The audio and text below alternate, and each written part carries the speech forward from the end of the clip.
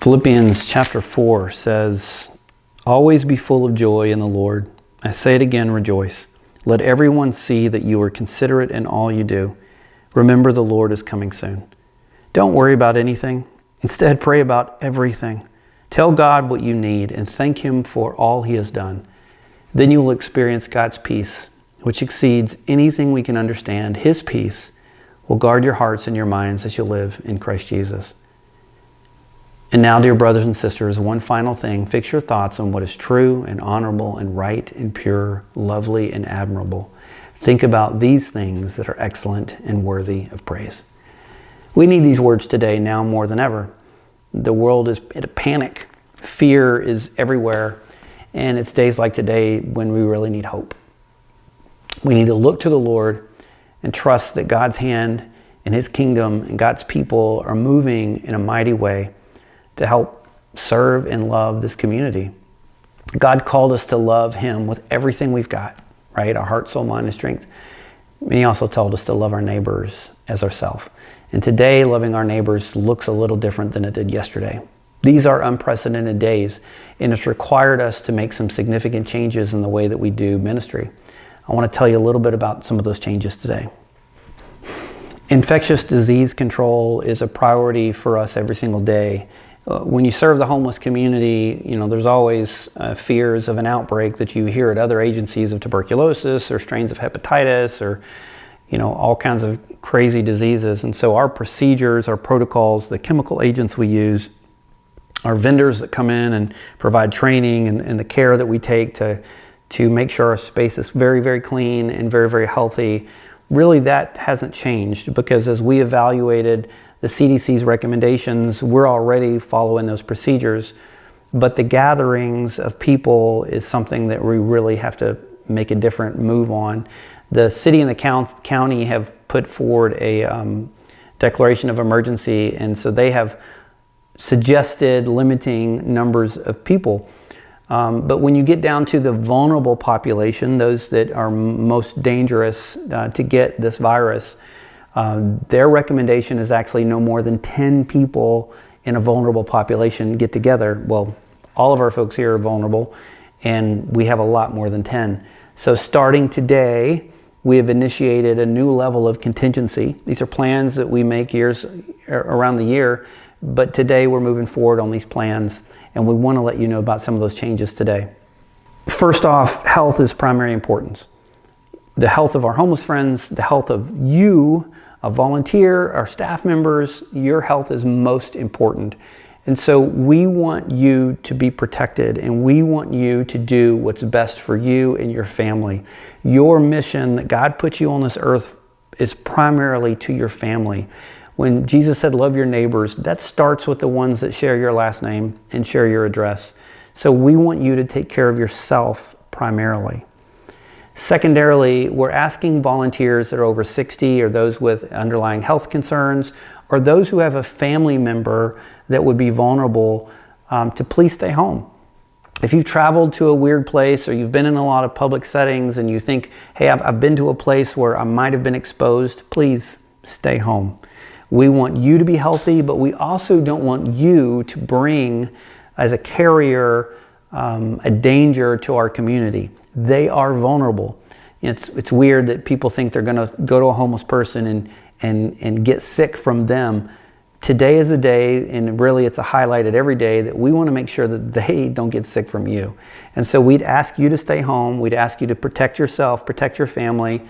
And if you are in one of those vulnerable populations or you think you've been exposed, we're just going to ask you to take a pause and stay home for a while until you've been symptom-free for a couple of weeks or you get cleared by a doctor. We're going to ask you to take a pause. Second, we're still open and we have a lot of work to do. So if you are healthy and you've not been exposed by excessive public gatherings or traveling for a vacation somewhere, we need some volunteers. And so we've created some new emergency services volunteer positions. You can come in. We've got some new things you're going to be doing. They are safe. We're going to go through infectious disease protocols with you, but we do need volunteers now, really more than ever. A lot of our volunteers during the week are older, they're retired. We've asked many of them to stay home. And so we're going to need a whole new wave of volunteers to come in and help us as we move forward. Next, we want you to take care of yourself and take care of your family. Washing your hands, using all those normal protocols is important. Staying away from large crowds is important. But we want to remind you that your best judgment is what's best for you and your family. I'm going to say it again. We want you to use wise, clear, best practices, best judgment, and that is what's going to be best for you and your family. There is no condemnation for you staying home. There's no fear that, we're going to fall apart if you're not here to volunteer. The Lord will provide. We want you to do what's best for you and your family. We're telling our staff this. We're telling all of our volunteers this. We're telling our homeless friends what's best for them is a little bit change in the way that they do their daily life.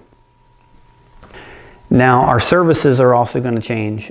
Because of the upgraded contingency in the state of declaration by the city and the county, we're going to remove all public gatherings from inside our facility, which means we're going to go back to our roots. We started in parking lots. We're going to continue serving, but now in parking lots. So in our parking lot, we're going to be serving meals. In our parking lot, we're going to be preaching and teaching and doing AA and all those other classes. We're going to provide that in open air space, which the CDC and the county tells us removes much of the fear of contamination and spreading of the virus, especially if we maintain some healthy distances. We're going to serve meals out there. We're going to let people come in the building on a limited basis for hygiene needs. Come in and take a shower. Let us take care of your resource needs. They're also going to come in and meet with some of our partners, mental health care providers and doctors and the different partners that are here on a regular basis. Meet with some of our case management team, our care team, and obviously come in and use the bathroom. But the main public gatherings where people come in our facility, we're going to put a timeout on that. We're also going to put a timeout, and I know this is going to bother some of you, on search and rescue.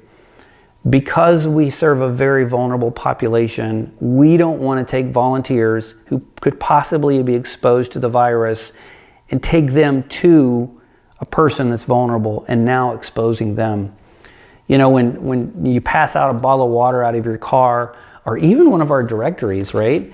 If your hands are dirty, you just pass something dirty to someone, right? So if you make sandwiches or you pass out something out of your window, we want to make sure that we're not bringing danger to someone. And as the CDC has actually put out a recommendation to pause all street outreach within the homeless community. So we're going to honor that. We're evaluating that with the county right now and the city to figure out if there are ways that we can protect the homeless community and protect ourselves, our staff, our volunteers. But until we come up with better procedures right now, we're going to put a pause on all of our street outreach.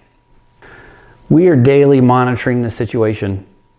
I was on a conference call today with about 40 of our partners. We serve in a unique role, kind of bringing together a lot of the communication within the homeless service provider network.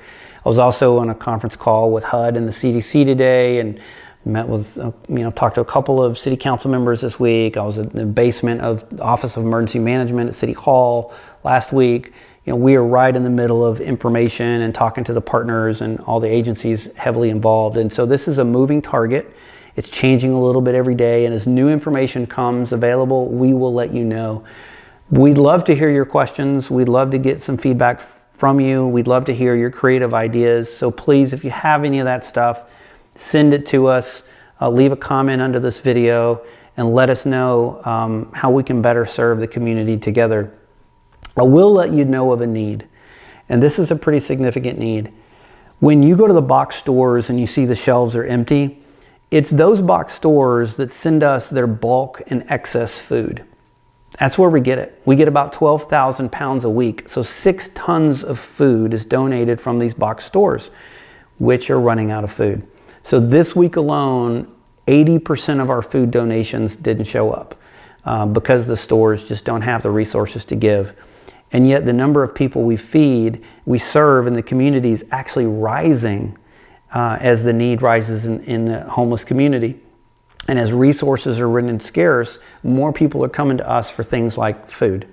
So we're going to ask you to please, when you buy a meal for yourself, or you sit down with your family, would you please consider supporting one meal for one person? That's it.